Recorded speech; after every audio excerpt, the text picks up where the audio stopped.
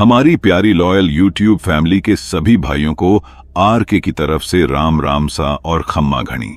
अगर आप पहली बार हमारे चैनल पर आए हैं तो सब्सक्राइब जरूर करें। यहाँ हर कहानी डर से भरपूर होगी जो आपको अंदर तक हिलाकर रख देगी। आज आपके साथ एक बेहतरीन कहानी पेश कर रहा हूं। चलिए शुरू करते थे हमारी नई कहानी को। मेरा नाम श्याम था। उम्र होगी कोई 30 बरस के आसपास। मैं और मेरा दोस्त रमेश, हम दोनों डाक विभाग में काम करते थे। हमारा काम था पूर्वी राजस्थान के गांव-गांव, कस्बे-कस्बे तक चिट्ठियां, पार्सल और कभी-कभी लोगों की छोटी मोटी जरूरतों का सामान पहुंचाना। हमारा डाकघर था कोटा के पास एक छोटे से कस्बे सांगोद में। ये जगह ऐसी था जहां चारों तरफ दूर दूर तक खेत खलिहान फैले थे। कहीं कहीं पुराने खंडहरों के ढांचे खड़ददे थे जो सूरज की तपती धूप में भी ठंडी सिहरन पैदा कर दे। गर्मी में धूल भरी सड़कें तवे सी तपती थीं और सर्दी में हवा साएं साएं करके कानों में डर की कहानियां फुसफुसाती थीं। हमारी जिंदगी इन्हीं रास्तों पर साइकिल की चर्र चर्र के साथ गुजरती थी। हमारे कंधे पर डाक का थैला लटका हुआ रहता था। रमेश मुझसे 10 साल बड़ा था, यानी कोई 40 का होगा। वो ऐसा इंसान था जिसके चेहरे पर हमेशा एक हल्की सी मुस्कान तैरती रहती थी, जैसे दुनिया में कोई टेंशन ही न हो। वो बातूनी था, हंसमुख था और हर मुश्किल में हंसी मजाक निकाल लेता था। उसकी आवाज में एक अजीब सा जोश था जो सुनने वालों को भी हिम्मत दे देता था। मैं उसकी तरह नहीं था। मैं थोड़ा चुप रहने वाला और अपने में ही सोच में डूबा रहने वाला व्यक्ति था। गांव वालों की अजीब अजीब कहानियां, भूत प्रेत, चुड़ैल या जंगल में भटकती आत्माओं की सुनकर मेरा दिल धक धक करने लगता था। मेरे चेहरे पर डर साफ दिख जाता था और रमेश को ये बात बड़ी मजेदार लगती थी। वो अक्सर मेरा मजाक उड़ाता हुआ कहता था, अरे श्याम, तू तो डरपोक है, भूत से डरता है, लेकिन फिर भी तू डाक बंगले की नौकरी करता है। मेरे साथ डाक देने के लिए रात भर घने जंगलों में घूमता रहता है, लेकिन घबरा मत, जब तू मेरे साथ है तो फिर डर कैसा। रमेश के साथ काम करने की एक बात मुझे हमेशा अच्छी लगती था। वो मुझे कभी अकेला नहीं छोड़ देता। चाहे कितना भी लंबा रास्ता हो, कितना भी सुनसान जंगल, वो मेरे साथ कंधे से कंधा मिलाकर चलता था। सांगोद में हमारी ज्योति मशहूर थी। गांव वाले कहते हैं, रमेश श्याम की साइकिल जहां तक जाती है वहां तक डाक पहुंचती है। ये सुनकर मुझे थोड़ा गर्व सा होता था, पर सच कहूं, जंगल के रास्तों पर साइकिल चलाते वक्त मेरे मन में गर्व कम, डर ज्यादा होता था। एक दिन की बात था, जनवरी की सर्दी थी। सुबह सुबह कोहरा इतना घना था कि 5 कदम आगे कुछ दिखाई नहीं देता था। कोहरे में सांगोद की एसडीडी ढाकें भूतहासी लग रही थीं, जैसे कोई साया हर कदम पर हमारा पीछा कर रहा हो। मैं और रमेश डाकघर में बैठे थे। कोयले की अंगीठी की गर्माहट और चाय की चुस्कियों के बीच वक्त कट रहा था। मेरे हाथ में चाय का गिलास था और मैं उसकी गर्मी से अपने ठंडे उंगलियों को सेंक रहा था। रमेश अपनी आदत के मुताबिक कोई पुराना किस्सा सुना रहा था और उसकी हंसी डाकघर की दीवारों से टकराकर गूंज रही थी। तभी हमारे मैनेजर शर्मा जी डाकघर में दाखिल हुए। शर्मा जी की उम्र होगी कोई 55 के आसपास। उनका चेहरा हमेशा गंभीर रहता था, जैसे दुनिया का सारा बोझ उनके कंधों पर हो। उनकी आंखों में एक अजीब सी चमक थी जो हर बार मुझे थोड़ा असहज कर देती थी। वो बोले, रमेश, श्याम, आज एक जरूरी डाक पहुंचानी है।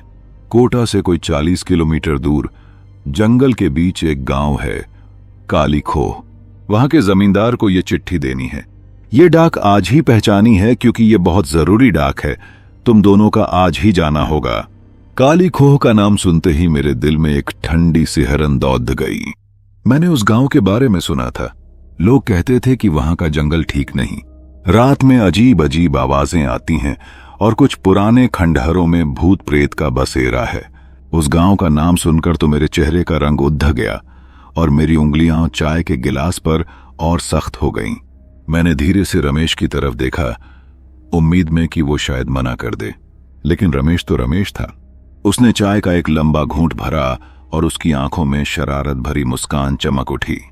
वो हंसते हुए बोला, शर्मा जी, काली खोह? नाम तो ऐसा था जैसे वहां भूत प्रेत का मेला लगता हो। कोई और गांव नहीं मिला क्या? ये उसकी आवाज में मजाक था, लेकिन मैं देख सकता था कि वो इस काम के लिए उत्साहित था। उसे ऐसे खतरनाक रास्तों में मजा आता था। शर्मा जी का चेहरा और सख्त हो गया। उनकी भौहें तन गईं और आवाज में एक गहरी गंभीरता आ गई।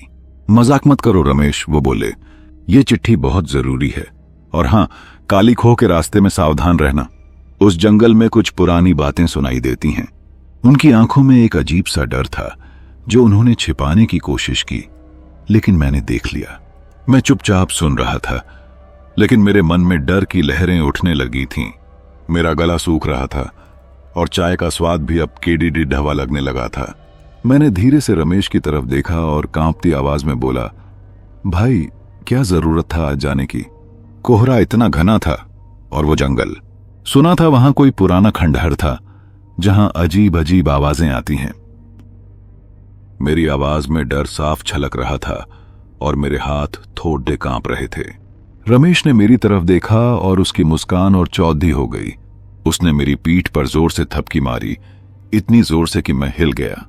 अरे श्याम, डरता क्यों है? वो बोला। उसकी आवाज में वही पुराना जोश था। मैं हूं ना साथ में। चल साइकिल तैयार कर, आज काली खोह का जंगल देखकर आते हैं। उसकी आंखों में एक चमक थी, जैसे वो किसी साहसिक यात्रा पर निकलने को बेताब हो। मैं मन ही मन बुदबुदाया, हे भगवान, ये रमेश भाई मुझे कहीं ले न डूबे। लेकिन रमेश के सामने मेरी एक न चलती थी। मैंने मन मारकर डाक का थैला कंधे पर लटकाया, साइकिल की चेन चेक की और रमेश के साथ काली खोह की ओर चल पड़ा। कोहरे में रास्ता धुंधला सा था, जैसे कोई पर्दा सा खींचा हुआ हो। चारों तरफ सन्नाटा था, सिर्फ हमारी साइकिलों की चर्र चर्र की आवाज गूंज रही थी। जंगल का रास्ता करीब आ रहा था और मेरे मन में एक अजीब सा डर पनप रहा था। मेरी सांसें तेज हो रही थीं और हर कदम के साथ मेरा दिल जोर जोर से धधक रहा था। हम दोनों उस कोहरे भरे रास्ते से साइकिल चलाते हुए काली खोह के जंगल में दाखिल हो गए। कोहरा इतना घना था कि मेरी साइकिल की टॉर्च की रोशनी भी उसमें डूब रही थी। जंगल का सन्नाटा ऐसा था कि मेरी सांसों की आवाज भी मुझे गूंजती सुनाई दे रही थी। पेड़ों की टहनियां कोहरे में भूत सी लग रही थीं, जैसे कोई साए हमारे इर्द गिर्द मंडरा रहे हों। मेरे हाथ साइकिल के हैंडल पर कसकर जकड़े थे और मुझे ठंड के बावजूद मुझे पसीना आ रहा था। मेरा दिल जोर से धड़क रहा था और पत्तों की हर सरसराहट से मैं उछल पड़ता था। थोड़ी देर चलने के बाद मुझे लगा जैसे कोई हमारा पीछा कर रहा हो। मेरी गर्दन बार बार पीछे मुड़ रही थी और हर बार मुझे कोहरे में कुछ हिलता सा दिखता। मैंने रमेश भाई की तरफ देखा, जो साइकिल चलाते हुए बेफिक्र थे। उनकी आंखों में वही शरारती चमक थी। मैंने कांपती आवाज में कहा, भाई कुछ अजीब सा नहीं लग रहा? जैसे कोई था आसपास। मेरी आवाज में डर साफ झलक रहा था और मेरे चेहरे पर पसीने की बूंदें चमक रही थीं। रमेश भाई ने एक ठहाका लगाया। उनकी हंसी जंगल के सन्नाटे को चीर गई। अरे श्याम, तेरा दिमाग फिर घूम गया, वो बोले। उनकी आवाज में मजाक और आत्मविश्वास भरा था। जंगल है, हवा चल रही होगी। तू डरपोक है, बस यही बात है, तू हर बात में डर जाता है। चल साइकिल तेज कर। जी, उनकी आंखें चमक रही थीं, जैसे वो इस सुनसान जंगल को किसी सैर सपाटे की जगह समझ रहे हों। मैंने मन में सोचा, ये रमेश भाई को डर नाम की चीज छूती ही नहीं। लेकिन मैं ठहरा डरपोक। मैं बार बार पीछे मुद्द कर देख रहा था। एक बार तो कोहरे में मुझे कोई साया सा हिलता दिखा, लेकिन जब टॉर्च की रोशनी डाली तो वहां कुछ नहीं था। मेरे मन में डर की एक ठंडी लहर दौड़ गई, लेकिन रमेश भाई की बेफिक्री देखकर मैं चुपचाप साइकिल चलाता रहा, अपने डर को दबाते हुए। जंगल के बीच में एक जगह हमारी साइकिल का पहिया कीच डियाच में फंस गया। रमेश भाई ने गाली बकी। उनकी आवाज में हल्की सी झुंझलाहट थी। ये देख श्याम, अब ये कीचड़ भी हमारा पीछा नहीं छोड़ रहा, वो हंसते हुए बोले और साइकिल से उतरकर पहिया निकालने लगे। मैं भी उतरा, लेकिन मेरे पैर कांप रहे थे। कीचड़ में खड्डे खड्डे मुझे अचानक लगा जैसे किसी ने मेरे कंधे पर हल्का सा हाथ रखा। मेरी चीख निकल गई और मैं इतनी जोर से पलटा कि लगभग गिर पड़ा, लेकिन वहां कोई नहीं था। मेरा दिल जोर जोर से धक रहा था और मेरी सांसें उख दह रही थीं। रमेश भाई ने मुझे देखा और फिर से ठहाका लगाया। श्याम, तू तो डरपोक निकला, वो बोले। उनकी आंखों में मजाक की चमक थी। चल वक्त बर्बाद मत कर। ये हवा थी और कुछ नहीं। मैंने मन को समझाया कि शायद हवा ही होगी, लेकिन मेरा दिल अब भी धक धक कर रहा था। किसी तरह हम उस जंगल को पार करके काली खोह गांव पहुंचे। सूरज ढल चुका था और रात का अंधेरा चारों तरफ पसर गया था। गांव छोटा सा था, मिट्टी के कुछ कच्चे पक्के घर और बीच में एक पुराना बरगद का पेड़, जिसकी टहनियां रात के सन्नाटे में किसी राक्षस के हाथों सी लग रही थीं। हमने जमींदार के घर चिट्ठी पहुंचाई। जमींदार एक बुजुर्ग आदमी था, जिनके चेहरे पर समय की लकीरें साफ दिखती थीं। हमें देखकर मुस्कुराए। उनकी आंखों में एक अजीब सी गहराई थी। उन्होंने हम दोनों को पानी पिलाया और हमसे कहा, रात हो गई है बेटा, तुम्हें इतनी रात में यहां नहीं आना चाहिए था। उनकी आवाज में चिंता थी। अब तुम दोनों यहीं रुक जाओ, सुबह चले जाना। उनकी बातों में एक पिता सी गर्माहट थी, लेकिन मेरे मन में जंगल की वो सिहरन अब भी बाकी थी। लेकिन रमेश भाई को जल्दी थी, और सच कहूं उन्हें शराब का शौक था। गांव में किसी से बात करके उन्होंने एक बोतल देसी दारू का इंतजाम कर लिया। जमींदार के घर के बाहर उस बरगद के पेड़ के पास बैठकर उन्होंने 2-3 पैग मार लिए। उनकी आंखें अब चमक रही थीं और चेहरा हल्का लाल हो गया था। वो हंसते हुए बड्डिधा रहे थे।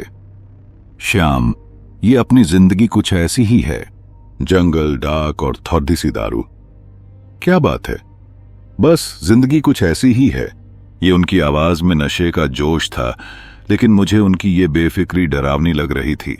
मैंने मना किया। मेरी आवाज में घबराहट थी। रमेश भाई, रात हो गई है, अब यहीं रुक जाते हैं।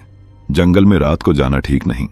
मौत मेरे चेहरे पर डर साफ दिख रहा था और मेरे हाथ साइकिल के हैंडल पर कसकर जकड़े थे। लेकिन रमेश भाई ने नशे में मेरी बात अनसुनी कर दी। वो बोले, अरे हम दोनों डाकघर लौटना है, यहां नहीं रुक सकते श्याम। उनकी आवाज में नशे की गर्मी थी। फिर उन्होंने कहा कि शर्मा जी गुस्सा करेंगे, चल साइकिल निकाल। उनकी आंखों में वही बेफिक्र चमक थी जो मुझे और डरा रही थी। मुझे डर लग रहा था। रात के सन्नाटे में उस जंगल को फिर से पार करने का ख्याल मेरे रोंगटे खड़े कर रहा था। मैंने फिर कहा, भाई जंगल रात में ठीक नहीं, गांव वाले भी मना कर रहे हैं। मेरी आवाज कांप रही थी और मेरी नजरें बार बार उस बरगद की तरफ जा रही थीं। तभी गांव के कुछ लोग हमें देख रहे थे। मैं चुपचाप साइकिल चला रहा था, लेकिन मेरा मन डर की लहरों में डूबा हुआ था। मेरी आंखें बार बार कोहरे में झांक रही थीं और हर छाया मुझे किसी भूत सी लग रही थी। मेरे गले में डर का एक फंदा सा कस रहा था और सांस लेना मुश्किल हो रहा था। तभी अचानक वो पेड़ दिखाई दिया, जिसके बारे में गांव का वो बुजुर्ग बता रहा था। वही बरगद का पेड़। उसकी मोटी मोटी टहनियां अंधेरे में किसी राक्षस के विशाल हाथों से लहरा रही थीं। उसकी जद्दें जमीन से उभरी हुई थीं, जैसे किसी ने उन्हें जबरदस्ती उखाड़ने की कोशिश की हो। पेड़ के नीचे एक पुराना चबूतरा था, जिसके आसपास घास झाड़ियां उगी थीं, लेकिन वो चबूतरा अजीब तरह से साफ था, जैसे कोई उसे रोज साफ करता हो। चारों तरफ का मंजर इतना खौफनाक था कि मेरी रूह कांप गई। हवा में एक एसडीडी ढंग सी गंध थी, जैसे कुछ सड्डी रहा हो। सन्नाटा इतना गहरा था कि मेरी सांसों की आवाज मुझे किसी डरावने गीत सी सुनाई दे रही थी। मेरे डर की कोई सीमा नहीं थी। मेरी आंखें उस बरगद को घूर रही थीं और मुझे लग रहा था कि वो पेड़ मुझे देख रहा हो, जैसे उसमें कोई जीवित आत्मा बसती हो। मेरा दिल इतनी जोर से धधक रहा था कि मुझे लगा कि वो मेरी छाती फाड़ कर बाहर निकल आएगा। मैंने साइकिल रोक दी। मेरे पैर पेडल पर जम से गए थे।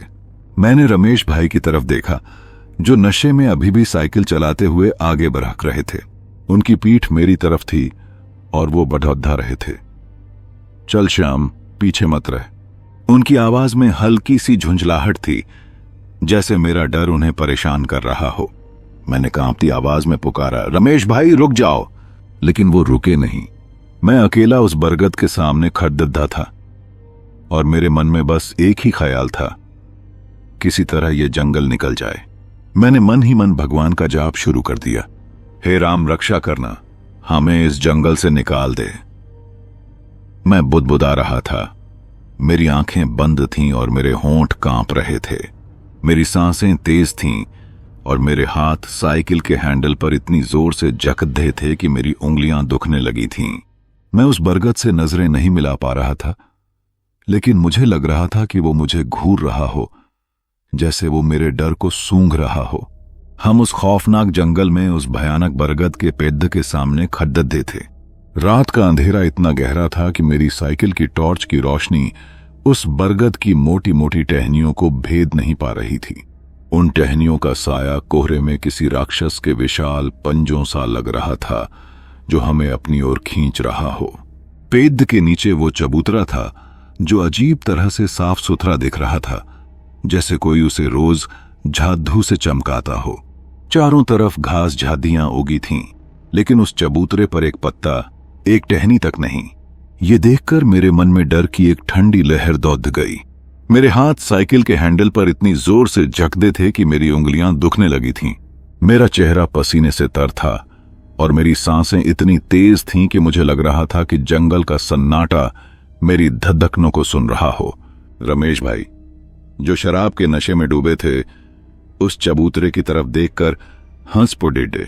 उनकी हंसी जंगल के सन्नाटे को चीर रही थी और उनकी आंखें नशे से चमक रही थीं। देख श्याम, वो बोले। उनकी आवाज में नशे का गुरूर और बेफिक्री थी। यहां कुछ नहीं था, ये सब डाकुओं का काम होगा। तुम जानते ही हो, चंबल के बिहद्दह तो डाकुओं के लिए बदनाम है। बस उसी का फायदा उठाकर वो लोगों को मारकर यहां टांग देते हैं और लूट लेते हैं। इतना कहकर वो जोर से हंसे, जैसे वो किसी डरावनी कहानी का मजाक उड़ा रहे हों। फिर वो बड़े आराम से उस चबूतरे पर जा बैठे, जैसे वो कोई पिकनिक स्पॉट हो। उन्होंने अपने थैले से शराब की बोतल निकाली, उसका ढक्कन खोला और गटागट पीने लगे। बोतल से शराब की गंध हवा में फैल रही थी और मुझे वो गंध किसी सडीडी ढंग सी लग रही थी। उनकी हरकतें देखकर मेरा डर और बढ़ गया। मैं पास खड्डा में था। मैंने कांपती आवाज में कहा, रमेश भाई, यहां मत बैठो, कुछ ठीक नहीं लग रहा, चलो जल्दी निकलते हैं। मेरी आवाज में डर के साथ साथ गिद्धाहट थी और मेरी आंखें बार बार उस बरगद की तरफ जा रही थीं। मुझे लग रहा था कि वो पेड़ हमें घूर रहा हो, जैसे उसमें कोई आत्मा बसती हो। लेकिन रमेश भाई कहां मानने वाले थे। वो नशे में बोले, अरे तू डरपोक है श्याम, बैठ, थोड़ी देर आराम कर ले। उनकी आवाज में एक हल्का सा ताना था और उनकी आंखों में मजाक की चमक थी। वो चबूतरे पर और आराम से पसर गए, जैसे वो अपने घर के आंगन में बैठे हों। मैं पास खड़ी दिधा रहा, लेकिन बैठने की हिम्मत न हुई। मेरा दिल जोर जोर से धक रहा था और मुझे लग रहा था कि कुछ बुरा होने वाला है। फिर न जाने रमेश भाई को क्या सूझा, वो अचानक उठ खड़े हुए। उनकी चाल में नशे की लद्दखदाहट थी। वो उस बरगद के पेड़ की तरफ बढ़ गए और मेरे सामने ही उन्होंने पेड़ पर पेशाब करना शुरू कर दिया। मेरे तो होश उड़ गए। मैं चीख पड़ा, रमेश भाई, ये क्या कर रहे हो? लेकिन वो रुके नहीं। इतना ही नहीं, वो जोर जोर से चिल्लाने लगे, अरे ब्रह्म राक्षस, कहां बे तू? निकल बाहर, दिखा अपनी ताकत, इधर देख तेरा बाप आया है, अब मुझे टांग पेड़ से। उनकी आवाज जंगल में गूंज रही थी और उनकी हंसी में एक अजीब सी चुनौती थी। वो नशे में ब्रह्म राक्षस को गालियां देने लगे, जैसे वो किसी एसडीडी ढक छाप गुंडे को ललकार रहे हों। मेरे रोंगटे खड़े हो गए। मैंने बार बार मना किया, रमेश भाई चुप हो जाओ प्लीज। ये क्या कर रहे हो? मेरी आवाज में डर के साथ साथ गुस्सा भी था। मेरी आंखें गीली हो रही थीं और मेरे हाथ कांप रहे थे। लेकिन रमेश भाई नहीं माने। वो नशे में डूबे हुए थे और उनकी हरकतें मुझे और डरा रही थीं। मैं बस मन ही मन भगवान से प्रार्थना कर रहा था, हे राम, हमें इस जगह से सही सलामत निकाल ले। बस मेरी सांसें रुक रुक कर चल रही थीं और मेरा दिल इतनी जोर से धक रहा था कि मुझे लग रहा था कि वो मेरी छाती से बाहर निकल आएगा। उस खौफनाक बरगद के पेड़ के नीचे खड्डे थे, जहां रमेश भाई ने शराब के नशे में ब्रह्म राक्षस को गालियां दी थीं और उसका अपमान किया था। मेरे पैर डर से जमीन में गड्ढे हुए थे और मेरा दिल इतनी जोर से धक रहा था कि मुझे लग रहा था कि वो मेरी छाती फाड़ धक कर बाहर निकल आएगा। रात का अंधेरा इतना गहरा था कि टॉर्च की रोशनी उस बरगद की टहनियों को छूकर लौट आ रही थी। हवा में एक सडीडी हंसी गंध थी, और जंगल का सन्नाटा मेरे कानों में किसी डरावने भजन सा गूंज रहा था। मेरी आंखें उस चबूतरे पर टिकी थीं जो अजीब तरह से साफ था, और मेरा मन बार बार उस बुजुर्ग की बातों को दोहरा रहा था। ब्रह्म राक्षस, लटकी हुई लाशें। मेरे होंठ सूख चुके थे और मैं बस मन ही मन भगवान का नाम जप रहा था। रमेश भाई अभी भी उस बरगद के पास खड़े थे। उनकी चाल में नशे की लद्दखद धाहट थी, लेकिन उनकी आंखों में अब वो बेफिक्री नहीं थी। उनकी हंसी थम चुकी थी और उनके चेहरे पर एक हल्की सी घबराहट झलक रही थी। शायद उन्हें भी अब कुछ गलत होने का एहसास हो रहा था। मैंने कांपती आवाज में कहा, रमेश भाई चलो, यहां से निकलते हैं। लेकिन मेरी आवाज हवा में गुम हो गई। तभी अचानक कुछ ऐसा हुआ कि मेरे रोंगटे खड़े हो गए। जंगल में एक तेज हवा का झोंका आया, इतना जोरदार कि लगा कोई तूफान हमारी तरफ दौड़ रहा हो। पेड़ों की पत्तियां सरसराने लगीं और हवा की साएं साएं मेरे कानों में किसी चीख सी लग रही थी। मैं भौचक्का रह गया। मेरी आंखें फटी फटी उस बरगद को देख रही थीं। उसी पल उल्लुओं की आवाजें अचानक तेज हो गईं, जैसे वो किसी अनहोनी की चेतावनी दे रहे हों। चारों तरफ जंगल के जानवर चीखने लगे, कुत्तों की भौंक, गीदड़ों की हंसी और न जाने किन किन जानवरों की आवाजें। ऐसा मंजर था कि मेरी सांसें थम गईं और मेरे पैरों तले जमीन खिसकने लगी। मैंने रमेश भाई की तरफ देखा, जिनका चेहरा अब पीला पुड़ियाहस चुका था।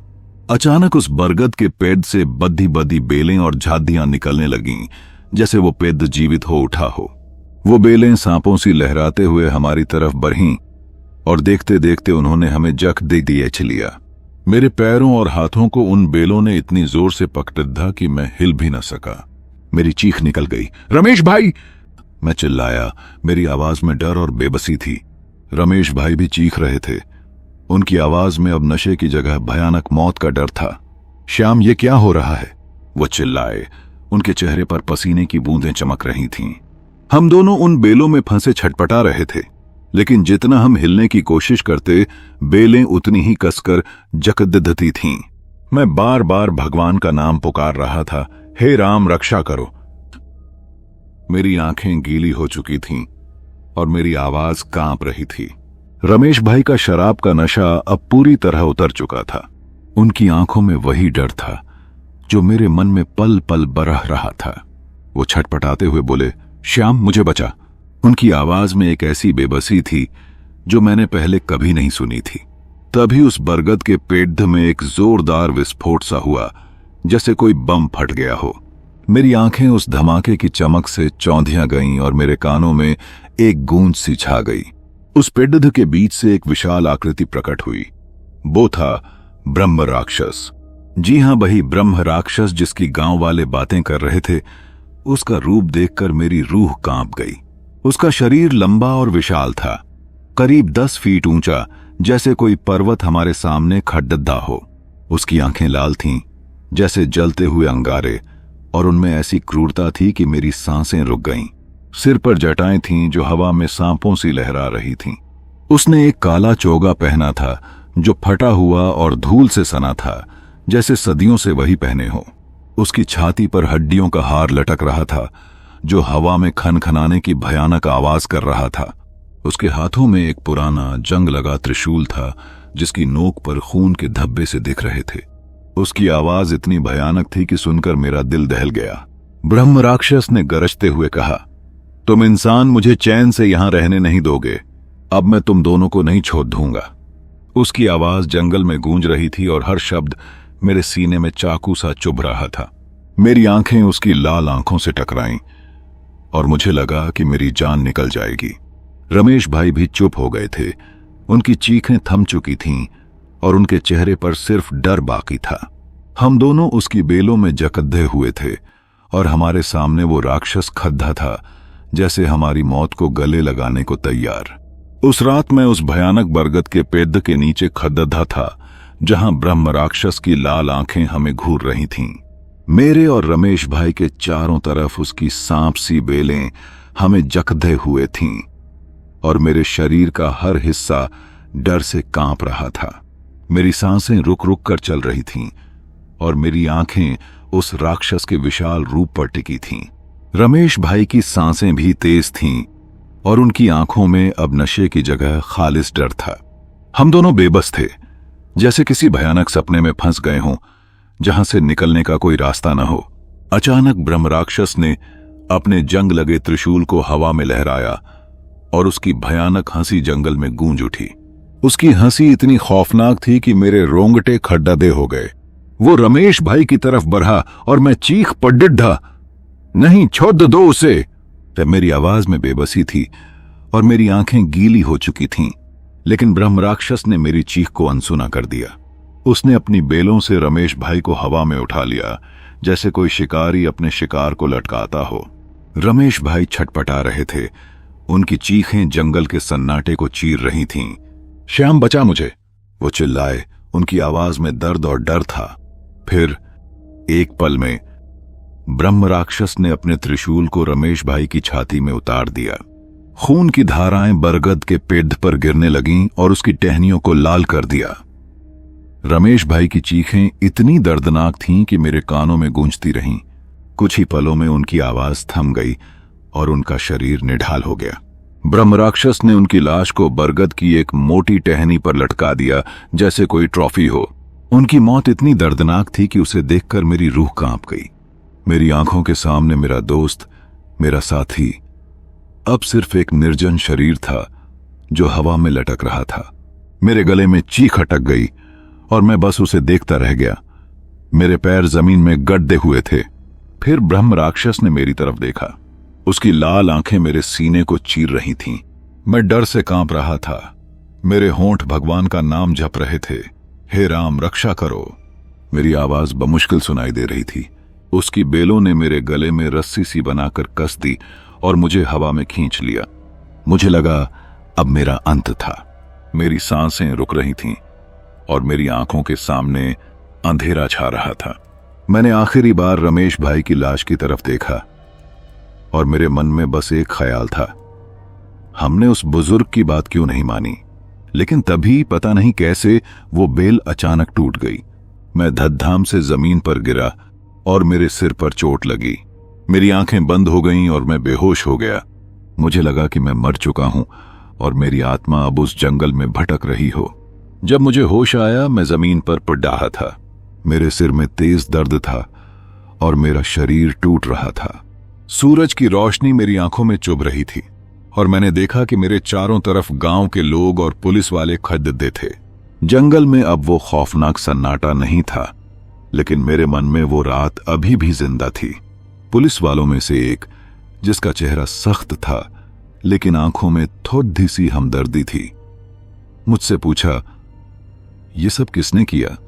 उसकी आवाज में उत्सुकता थी, लेकिन उसका लहजा ऐसा था जैसे उसे मेरी बात पर यकीन नहीं होगा। मैंने कांपते हुए कहा, ब्रह्म राक्षस ने, उसने रमेश भाई को मार डाला। मेरी आवाज टूट रही थी और मेरी आंखें गीली थीं। मैंने उस बरगद की तरफ देखा जहां रमेश भाई की लाश अब भी लटकी थी। पुलिस वालों ने एक दूसरे की तरफ देखा और उनके चेहरों पर हल्की सी मुस्कान थी, जैसे मैं कोई पागलपन में बकबक रहा हूं। ब्रह्म राक्षस, अब ये क्या बाला है? एक पुलिस वाला बोला। उसकी आवाज से साफ झलक रहा था कि वो इस एक्सीडेंट का मजाक समझ रहा हो। फिर उन पुलिस वालों ने कहा, बेटा, जंगल में डाकू भी तो हो सकते हैं और हो सकता है ये काम उन्हीं का हो। उन्होंने जंगल की छानबीन शुरू की, रमेश भाई की लाश को उतारा और मुझसे कुछ देर पूछताछ की। मेरे पास कहने को और कुछ नहीं था। आखिरकार उन्होंने मुझे छोड़ दिया, लेकिन उनकी आंखों में सवाल बाकी थे। मैं गांव वालों के पास गया। मेरे मन में बस एक सवाल था, ये ब्रह्म राक्षस कौन था? मैंने उस बुजुर्ग को ढूंढा जिसने हमें रात में जंगल जाने से मना किया था। वो एक पुराने घर के बाहर बैठा था। उसकी आंखें जमीन की तरफ थीं, जैसे वो किसी पुरानी याद में खोया हो। मैं उसके पास बैठ गया और मेरी आवाज में बेबसी थी, बाबा, वो ब्रह्म राक्षस कौन है? उसने मेरे दोस्त को क्यों मारा? मेरी आंखें गीली थीं और मेरा दिल उस रात की याद से कांप रहा था। बुजुर्ग ने गहरी सांस ली और उसकी आंखों में एक गहरा दर्द उभर आया। उसने धीरे से बताना शुरू किया। उसकी आवाज में इतिहास की गहराई थी। बेटा, ये ब्रह्म राक्षस कोई साधारण भूत नहीं। सैकड़ों साल पहले इस जंगल में एक विद्वान ब्राह्मण रहता था। उसका नाम था विश्वनाथ। वो बहुत ज्ञानी था। उसकी विद्वता की चर्चा दूर दूर तक थी, लेकिन उसका अहंकार उसकी कमजोरी था। उसे लगता था कि वो दुनिया का सबसे बड़ा पंडित था और कोई उसका मुकाबला नहीं कर सकता। एक बार उसने अमर होने की लालसा में एक शापित यज्ञ किया, लेकिन यज्ञ के दौरान उसने गलती से एक राक्षस को बुला लिया। उस राक्षस ने विश्वनाथ को श्राप दिया कि वो न मरेगा न जिएगा, एक ब्रह्म राक्षस बनकर इस जंगल में भटकेगा। तब से वो इस बरगद के पेड़ के पास रहता था। जो भी उसका अपमान करता था या इस जंगल में रात को भटकता था, वो उसका शिकार बनता था। उसकी बातें सुनकर मेरे रोंगटे खड़े हो गए। मेरी आंखों के सामने रमेश भाई की वो दर्दनाक मौत फिर से घूम गई और मेरा दिल भारी हो गया। मैंने उसी दिन सांगोद के डाकघर में अपनी नौकरी छोड़ दी। उस रात की याद आज भी मेरे सपनों में आती था और हर बार मैं कांप उठता हूं। मैंने कसम खाई कि कभी उस जंगल की तरफ नहीं जाऊंगा। ये थी मेरी आप बीती, एक ऐसी कहानी जो मेरे साथ साथ मेरे मन में हमेशा जिंदा रहेगी। मैं बस यही चाहता हूं कि कोई और उस ब्रह्म राक्षस की साए में न फंसे।